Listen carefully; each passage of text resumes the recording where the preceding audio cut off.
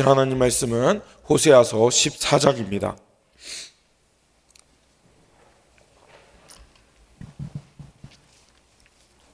호세아서 14장 1절로 끝절 9절까지 말씀 한 절씩 읽겠습니다. 이스라엘아, 내 하나님 여호와께로 돌아오라. 내가 불의함으로 말미암아 엎드러졌느니라.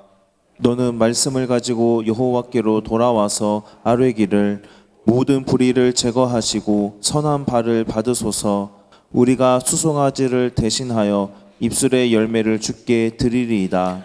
우리가 앗수르의 구원을 의지하지 아니하며 말을 타지 아니하며 다시는 우리 손으로 만든 것을 향하여 너희는 우리의 신이라 하지 아니하오리니 이는 고아가 주로 말미암아 긍휼을 얻음이니이다 할지니라. 내가 그들의 반역을 고치고 기쁘게 그들을 사랑하리니 나의 진노가 그에게서 떠났음이니라. 내가 이스라엘에게 이슬과 같으리니 그가 백합화 같이 피겠고 레바논 백향목 같이 뿌리가 바뀔 것이라. 그의 가지는 퍼지며 그의 아름다움은 감람나무와 같고 그의 향기는 레바논 백향목 같으리니 그 그늘 아래에 거주하는 자가 돌아올지라. 그들은 곡식같이 풍성할 것이며 포도나무같이 꽃이 필 것이며 그 향기는 레바논의 포도주같이 되리라. 에브라임의 말이 내가 다시 우상과 무슨 상관이 있으리요 할지라. 내가 그를 돌아보아 대답하기를 나는 푸른 잣나무 같으니 내가 나로 말미암아 열매를 얻으리라 함께 하리라. 읽겠습니다. 누가 지혜가 있어 이런 일을 깨달으며 누가 총명이 있어 이런 일을 알겠느냐. 여호와의 도는 정직하니 의인은 그 길로 다니거니와 그러나 죄인은 그 길에 걸려 넘어지리라. 아멘. 귀한 새벽 잘 나오셨습니다. 우리가 2주 동안 함께 읽어나갔던 호세아서가 드디어 마지막 장을 함께 읽게 되었습니다. 호세아는 한 선지자와 그 가정의 이야기를 통하여 시작하였고 결국 다른 선지서들과 동일하게 심판하시나 구원하시는 그 하나님의 사랑을 이야기합니다. 특별히 이스라엘이 돌아오기를 기다리셨던 그 하나님의 사랑을 우리가 함께 읽었고 때로는 변덕스러워 보이는 심판하신다 하셨다가 또 그들을 구원하신다 말씀하셨던 그 하나님의 사랑을 우리가 함께 생각해보는 시간이었습니다. 이제 호세아는 마지막 장을 통하여서 이스라엘을 향해 회개를 요청합니다. 그리고 하나님께 돌아오라는 마지막 권면을 합니다. 우리는 성경 역사를 알고 있기에 그들이 결코 돌아오지 않을 것임을 알고 있습니다. 이스라엘은 호세아의 이러한 심판 경고가 현실이 되었을 때 비로소 뒤늦게 깨닫게 될 것입니다. 그들이 풍요와 번성을 줄 거라 생각하였던 그들이 숭배하였던 만들어진 우상들은 결코 그들을 구원하지 못할 것이라는 것을 그들은 뒤늦게 깨닫게 될 것입니다. 어제 읽었던 13장과 오늘의 14장은 그 분위기가 또 급격하게 바뀝니다. 13장은 아이벤 여인의 배가 찢기는 그런 잔인한 장면으로 끝났습니다. 그런데 14장은 또 다른 분위기로 돌아오라 이스라엘이여 라는 고백으로 시작합니다. 이 호소는 진노 중에도 긍휼을 잃지 않는 하나님의 그런 사랑을 이야기하고 있습니다. 호세아서의 전체는 이스라엘의 남편이자 어머니이자 아버지인 하나님의 배신감과 분노 그리고 그것에 대한 심판과 형벌을 선언하는 교차하고 있는 구조의 말씀이었습니다. 그러나 14장은 절망과 죽음이 깔린 그 가운데 하나님의 희망을 이야기하고 있습니다. 우리가 보기에 변덕스러워 보이는 이러한 하나님 아버지의 마음을 우리는 이해해야 합니다. 호세아는 그런 마음을 이해한 자였습니다. 13장까지 진행되었던 심판에 대한 경고와 죄에 대한 비난은 이제 멈추었고 호세아는 끝까지 긍휼을 베풀어 주시는 하나님을 믿고 그 하나님의 사랑에 대해 이야기합니다. 그래서 돌아오라라는 호소와 함께 다시 사랑하시겠다 말씀하시는 하나님의 구원의 약속을 이야기합니다. 그리고 호세아는 마지막으로 의인의 삶이 무엇인지 이야기하며 지혜롭게 되기를 권면하면서 그의 이야기를 마칩니다. 호세아는 약속을 파기한 이스라엘의 잘못에 대해 그 죄를 계속돼서 이야기하였습니다. 이는 그가 13장까지 이스라엘의 죄를 고소하고 하나님의 심판을 선언한 것으로 우리는 알고 있습니다. 하지만 우리가 기억해야 할 것은 그 심판의 경고의 목적은 무엇인가 하는 것입니다. 그 목적은 마지막까지 하나님께로 돌아오기를 바라는 구원의 가능성을 열어놓기 위함이었습니다. 하나님은 마지막까지 자기의 백성이 돌아오기를 원하시고 기다리고 계셨습니다. 함께 읽었던 1절의 말씀 다시 읽겠습니다. 이스라엘아, 내 하나님 여호와께로 돌아오라. 아멘. 그래서 호사에서의 마지막은 이러한 호소로 돌아오라 이스라엘이라는 고백으로 시작합니다. 호세아는 내 하나님 여호와께로 돌아오라라고 호소합니다. 그런데 그가 그렇게 호소하는 이유는 무엇일까요? 1절 후반절에 있듯이 이스라엘의 불의함 때문에 그들이 엎드러졌다라고 이야기합니다. 그런데 여기에서 재미있는 표현이 있습니다. 너희의 불의함이 아니라 너의 불의함이다라고 지적합니다. 집단적인 문제가 아니라 차별적인 개별화된 범죄 하나하나를 강조하고 있는 것이죠. 여기서 사용된 불의함이라는 단어는 마음이 정직하지 못하고 삐뚤어진 행위를 말합니다. 이것은 우발적으로 이뤄진 것이 아니라 의도적으로 그것을 의식하면서 저지른 죄악을 말합니다. 고의성이 있는 도덕적인 위반, 그러한 반역을 의미하는 것이죠. 따라서 호세아는 이스라엘의 이러한 옳지 못한 삶의 방향을 돌이킬 방법을 조언하고 있는 것입니다. 우리는 살면서 우리라는 단어를 자주 사용합니다. 이것은 한국인의 독특한 표현이라고 이야기하는데요. 우리는 무엇인가를 해석할 때 나 개인의 것이 아닌 우리 공동체의 것으로 해석할 경우가 많습니다. 물론 이것은 좋은 표현이지만 우리라는 표현에 단점이 하나 있는데 그것은 그 문제를 개인의 문제로 여기지 않는다라는 것입니다. 너희의 죄, 우리의 죄라고 할 때 그곳에 우리가 포함된 표현이긴 하지만 우리는 마치 나와 상관이 없는 나의 책임은 적은 별로 없는 것으로 여기기 쉽습니다. 하지만 여러분, 우리의 죄 속에 포함되어 있는 나의 죄는 결코 작은 것이 아닙니다. 나의 죄는 그것이 무엇이든 간에 예수님의 생명으로밖에 해결할 수 없는 엄청난 죄입니다. 따라서 우리라는 그 단어 뒤에 숨어서 자신의 죄의 책임을 회피하지 맙시다. 죄를 지적하시는 그 하나님의 말씀을 나의 죄에 대한 것으로 받아들이고 내가 회개하는 것이 가장 복받는 그리스도인의 모습임을 우리가 믿고 우리의 죄가 아닌 나의 죄로 받아들이며 그 죄를 회개하기를 힘써 감당합시다. 이어서 2절의 말씀도 같이 읽어보겠습니다. 너는 말씀을 가지고 여호와께 돌아와서 아뢰기를 모든 불의를 제거하시고 받으소서. 우리가 숫송아지를 대신하여 입술의 열매를 주께 드리리이다. 아멘. 마지막으로 복받는 방법에 대해서 호세아는 제시를 합니다. 먼저 호세아는 말씀을 가져오라 라고 이야기하는데요. 이것은 이스라엘 백성들이 돌아와서 어떻게 하나님께 말할 것인지를 결정하라는 뜻입니다. 따라서 하나님께 죄를 회개하는 말을 하라라는 그런 요청인 것이죠. 2절이 말하고 있는 것처럼 모든 죄를 제거해 주시고 용서해 주십시오. 나의 선한 것을 받아 주십시오. 숫송아지 대신에 입술의 고백, 입술의 열매로 보답하겠습니다. 그렇게 말하라는 것이죠. 종교적인 의식으로 회개하지 말고 말로 자신의 고백으로 참회의 기도를 올려드리라라는 표현인 것입니다. 이스라엘은 무엇을 참회하고 회개해야 할까요? 그 내용은 두 가지로 구분할 수 있겠습니다. 정치 군사적인 측면과 종교적인 측면인 것이죠.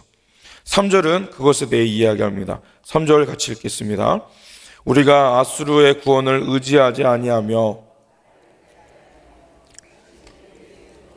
것을 향하여 너희는 우리의 신이라 하지 아니하오리니 이는 고아가 주로 말미암아 긍휼을 얻음니이다 할지니라.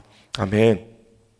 우리가 아수르의 구원을 의지하지 않고 말을 타지 않고 또 애굽으로부터 말을 수입하였던 것들을 생각하게 합니다. 다시는 우리 손으로 만든 것에게 우리의 신이다라고 하지 않겠습니다 라고 이야기하라고 호세아는 대안을 제시합니다. 그리고 고아였던 우리가, 고아와 같은 우리가 당신 덕분에 긍휼을 얻습니다. 여호와께 그렇게 말하라고 호세아는 이야기합니다. 이것은 고아, 과부, 나그네를 특별히 사랑하시는, 특별한 관심을 가지시는 그 하나님께 호소하라라는 뜻으로 볼 수 있겠습니다. 이스라엘은 그동안 아수르, 애굽, 주변 열강들의 힘의 논리를 추구하며 살았습니다. 그러나 아수르는 무자비하고 잔인하게 그런 북이스라엘을 멸망시켰습니다. 북이스라엘은 결국 뿔뿔이 흩어지게 되었는데요. 이 모든 과정은 하나님께서 예언하셨던 심판의 그런 결과였습니다. 주전 8세기 이스라엘은 자신들의 안전을 위해 군사력을 의지하였고 송아지를 형상화한 바알을 나의 하나님으로 받아들였습니다. 그들은 자신들이 세상의 힘을 얻기 위한 욕망을 가지고 살아가였는데 오히려 그러한 욕망은 우상숭배가 되었고 그런 우상숭배에 대한 심판은 피할 수 없게 되었습니다. 그럼에도 3절에서 그가 긍휼을 얻게 하소서라는 말을 통하여서 1장에 긍휼을 얻지 못하였다는 그런 루하마라는 표현을 뒤집게 될 것임을 이야기합니다. 이제 하나님의 편에서 로암미, 나의 백성이 아니다 라고 불리었던 이스라엘이 다시 암미, 내 백성이 될 것임을 희망하게 말씀하고 계십니다. 이러한 요청에 이스라엘의 반응은 기록되어 있지 않지만 이어서 하나님의 반응이 4절에 이어집니다. 하나님께서 내가 그들의 반역을 고치고 기쁘게 그들을 사랑하겠노라고 그들에게 품었던 진노가 떠나게 될 것이라고 말씀하십니다. 이것은 하나님이 자유롭게 하나님의 의지로 펼치시는 은혜에 대해서 이야기합니다. 새롭게 시작하는 그런 하나님의 사랑에는 전제 조건이 없는 것이죠. 이스라엘은 아수르에 멸망당하고 뿔뿔이 흩어지고 유다 또한 100여 년이 지난 이후에 그들의 죄로 인해 바벨론에 의해 멸망당하여 포로로 잡혀갑니다. 이 모든 것은 그들의 죄의 결과였습니다. 그렇다고 하나님은 이 죄악과 형벌의 균형을 기계적으로 적용하시는 분이 아니십니다. 하나님은 그러한 진노 중에도 긍휼을 잃지 않으시는 분임을 호세아는 이야기합니다. 죄와 그런 반역에 대해 심판과 회복의 과정은 결코 그런 간단한 과정이 아니었습니다. 십자가 없이는 부활이 없는 것처럼 심판은 죽음과도 같은 고난이 통과되어야만 회복이 가능하다라는 것을 오늘 본문은 우리에게 이야기합니다. 하나님은 계속적으로 이어서 1인칭으로 이 이야기를 이어나가고 계십니다. 하나님은 이슬과도 같은 은혜로 이스라엘에게 복을 주셔서 백합화가 필 것이고 레바논 백향목처럼 뿌리를 내릴 것임을 이야기하십니다. 이 팔레스타인의 건조한 기후에서 이슬이라는 것은 생명을 의미합니다. 여기에서 이슬은 이스라엘을 일으키시는 하나님의 능력을 상징합니다.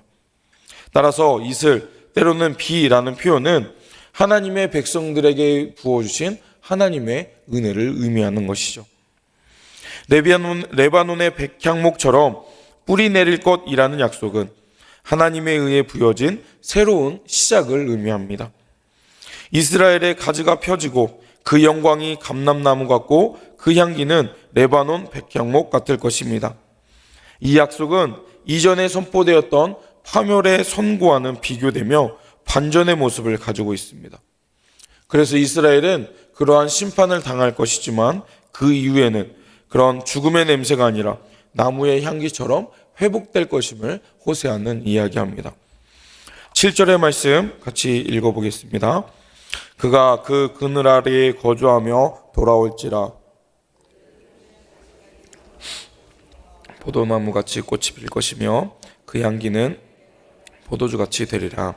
아멘. 이제는 그늘에 거주할 자가 돌아오고 그들은 풍성한 곡식과도 같고 포도나무처럼 꽃이 피며 레바논의 향기와 같은 포도주와 같은 향기가 될 것임을 이야기합니다. 이것은 이제 회복될 땅이 그렇게 번성하게 될 것임을 그런 예언하는 표현으로 볼 수 있겠습니다. 그리고 이후에는 하나님의 마지막의 호소가 들립니다.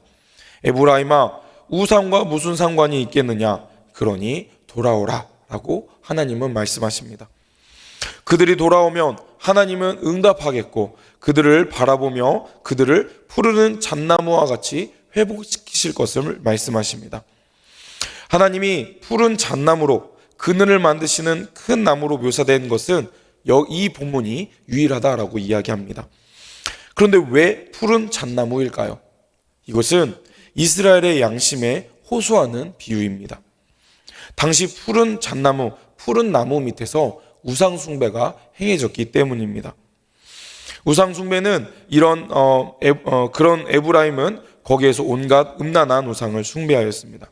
하지만 이제 하나님은 나로 돌아와서 너희들이 우상 숭배한 그곳에서 나에게 예배함으로 돌아옴으로써 너희는 열매를 맺을 것임을 약속하신 것이죠. 참회하고 돌아온다면 우상 숭배로 무성한 그런 나무 아래가 아니라 푸르른 잣나무와 같은 하나님의 돌봄과 하나님의 그늘 아래 살게 될 것임을 말씀하시는 것입니다. 그리고 이제 마지막 절에서 호세아의 권면을 우리가 읽게 됩니다. 우리 마지막 절 9절 함께 읽겠습니다. 누가 지혜가 있어 이런 일을 깨달으며 누가 총명이 있어 이런 일을 알겠느냐?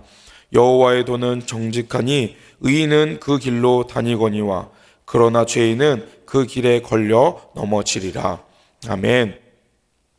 이 권면의 말씀은 누가 지혜로운지에 대해 깨달을 수 있겠냐라는 수사학적인 질문입니다. 그것을 깨닫지 못한다는 의도로 독자에게 무엇을 생각해야 될지를 묻고 있는 것이죠. 그런데 뒤집어 생각한다면 지혜로운 자는 이러한 것을 깨달게 될 것이다 라는 도전적인 말로도 해석할 수 있겠습니다. 호세아는 마지막으로 하나님의 길은 정직하며 의인은 그 길로 다니지만 죄인은 그 길에 걸려 넘어진다라고 조언으로 끝맺습니다. 호세아는 의인들의 길을 따를 것인지 악인들의 길을 따를 것인지 마치 시편 1편을 떠올리는 것처럼 악인의 길과 의인의 길을 우리가 결정하라고 묻습니다. 모든 선지서가 그렇듯이 호세아는 거듭하여 하나님께 돌아오라고 외치고 있습니다. 구원이 하나님께 있음을 인정하고 회개해라라고 촉구하고 있습니다. 하나님께서 바라시는 것은 수많은 양과 염소로 드려지는 종교적인 의식이 아닙니다. 그러한 짐승 대신에 입술의 열매를 바라고 계심을 우리가 기억합시다. 거창한 종교적 의식이 아닌 죄로부터 돌이키는 그런 참회의 고백, 자신들을 멸망으로 이끈 거짓 믿음과 단절하며 하나님께로 돌아오겠노라는 그러한 고백을 하나님은 기다리고 계십니다. 다시는 아수를 의지하는 세상의 힘을 의지하는 어리석음을 범하지 않겠다 선언해야 하는 것이죠. 내가 손으로 만든 우상과 관계를 끊고 그런 우상을 추구하는 삶의 방식을 청산하겠다라고 고백해야 하는 것입니다. 이것은 우리도 잊지 말아야 할 주제입니다. 죄에 대해 돌이키는 회개는 죄의 결별이자 결단입니다. 이것은 우리의 죄에서 끝나는 것이 아니라 나의 죄까지 우리가 나아가야 하는 것이죠.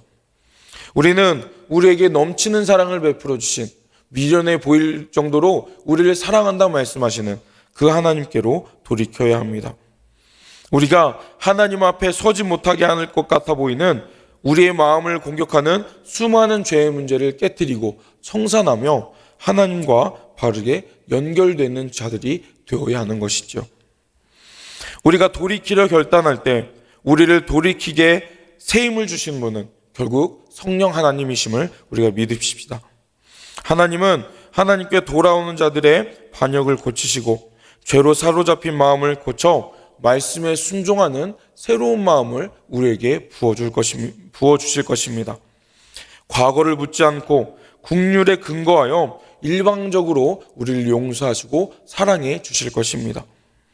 우리가 결단할 때 반역의 마음을 고치실 뿐만 아니라 우리에게 풍성한 삶을 주실 것임을 약속해 주십니다.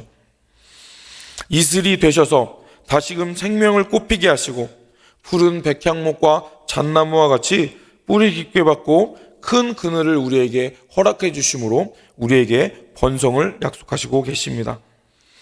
음행을 즐기던 그늘에서 떠나 하나님의 그늘을 찾는 자들에게 풍성한 은혜를 베풀어 주실 것입니다. 진정한 회개는 모든 것을 변화시켜 주실 것임을 믿으시길 바랍니다. 그렇게 우리는 하나님께로 돌아와 하나님과 더 깊이 있는 관계를 맺고 교제를 힘써야겠습니다. 이제 호세아는 자신의 이러한 이야기를 마치면서 이 편지를 읽는 자들에게 양자택일을 할 것임을 그 갈림길을 세워놓음으로 어떠한 선택을 할지 우리에게 묻고 있습니다. 그리고 지혜롭고 총명한 의인이 되어서 역사와 운명을 결정하시는 하나님께 순종하고 그 말씀에 준행할 것을 권면합니다. 만약 그렇지 않는다면 미련한 죄인이 되어 자신의 생각과 의지로 살다가 결국 넘어지게 될 것임을 경고합니다. 이제 우리는 또다시 결정할 때가 되었습니다. 지혜가 있다면 호세아가 전한 하나님의 그런 사랑과 하나님의 그런 분노를 우리가 볼 수 있어야 합니다. 심판하시나 구원하시는, 하지만 여전히 사랑하시고 치유와 회복을 원하시는 그 하나님의 지혜를 깨닫는 자들이 되십시다. 저자는 보고도 깨닫지 못하는 미련한 자가 되지 말고 깨닫고 고치고 새로워지라 라고 조언합니다. 우리의 삶도 그러한 삶이 되어야겠습니다. 구약 성경이 우리에게 말하는 수많은 실패자들의 삶을 돌아보며 우리 또한 그러한 삶을 살지 않도록 타산지석 삼아야겠습니다. 죄악을 선택한 자들의 마지막이 얼마나 비참한지 우리는 성경을 통해 경험합니다. 그럼에도 여전히 우리도 같은 선택을 하는 어리석은 자가 되지 않아야겠습니다. 하나님의 편에 서기를 노력하고 하나님의 뜻에 순종하기를 우리가 힘써 감당합시다. 그러한 굳건한 믿음으로 하나님께서 기뻐하시는 선택을 하실 수 있는 저와 여러분이 되시기를 주님의 이름으로 축복합니다. 사랑해 주님, 우리가 지금까지 호세아서의 말씀을 함께 읽어나감으로 우리에게 사랑을 말씀하시는 하나님의 사랑을 함께 생각해 보게 하신 감사합니다. 결국 그 죄악에 대해 심판하시나 하나님께 돌아오는 자를 넉넉히 사랑하심을 회복하시는 그 하나님의 사랑을 우리가 기억하며 오늘 나의 죄악들로부터 우리가 발걸음을 끊고 하나님께로 돌아오는 결단을 하기 원합니다. 그래야 하나님께서 기뻐하시는 생각을 하고 선택을 하고 걸음걸이를 감당해내는 복된 그리스도인들이 되게 하여 주시옵소서. 그래야 우리가 그런 의로운 선택을 함으로 하나님께서 예비드신 풍성한 복과 은혜와 감사의 제목들을 발견하는 귀한 예배자들이 될 수 있도록 주님 함께하여 주옵소서. 오늘 하루를 우리가 결단하며 나아가기 원하오니 오늘 하루의 삶 가운데도 풍성한 은혜와 기쁨을 허락하여 주시옵소서. 모든 영광 주님께 올려드립니다. 우리를 사랑하시는 예수님 이름으로 기도드립니다. 아멘. 들었던 말씀 생각하시면서 함께 기도합시다. 우리가 죄로부터 돌아오며 입술로 고백하며 주님께 참회의 기도를 올려드리는 자들이 되게 해달라고 기도합시다. 우리가 의인의 길을 선택하며 주님께서 기뻐하시는 걸음을 나아갈 수 있도록 기도해 주십시오. 12월이 시작되었습니다. 분주한 가운데 한 해를 잘 마무리하며 내년을 준비할 수 있는, 그래야 2025년이 더 넘치는 감사와 기쁨을 경험하는 복된 시간이 되게 해달라고 기도해 주십시오. 은혜가 흘러 넘치는 사랑의 공동체로 우리 수천교회가 더 든든히 세워져가며 사명 잘 감당하고 우리 수천교회를 통하여 귀한 은혜가 흘러나갈 수 있도록 기도해 주십시오. 연약한 성도들을 위해 또 개인적인 기도 제목들을 놓고 시간 주여 한번 부르시고 합심해서 기도하겠습니다. 주여.